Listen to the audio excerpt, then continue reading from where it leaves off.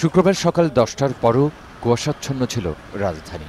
কুয়াশার পাশাপাশি নগরীতে শীতল বাতাসের মাত্রা ছিল অনেক বেশি। ফলে নিম্ন আয়ের মানুষ, বিশেষ করে ভাসমান ছিন্নমূল মানুষ পড়েছে দুর্ভোগে। কেউ কেউ শীতের তীব্রতা থেকে রক্ষা পেতে আগুন জ্বালিয়ে তাপ নেওয়ার চেষ্টা করছে। ঠান্ডা, খুব ঠান্ডা।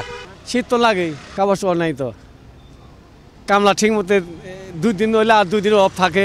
এরা কম্বল গাড় দিচ্ছে আর এরা ছিঁড়ে খেতে। শীতের মধ্যেও আনন্দের যেন কমতি নেই এই দম্পতির।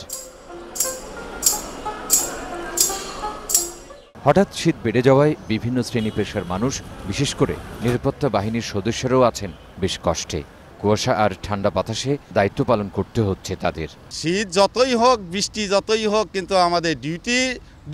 এদিকে শুক্রবার বছরের সবচেয়ে কম তাপমাত্রা রেকর্ড করা হয় ঈশ্বরদীতে। তবে চলমান শৈত্যপ্রবাহকে স্বাভাবিক দাবি করে ডিসেম্বরের শেষে এবং জানুয়ারি মাসের মাঝামাঝিতে আরও একটি শৈত্যপ্রবাহ আসবে বলে জানায় আবহাওয়া অফিস।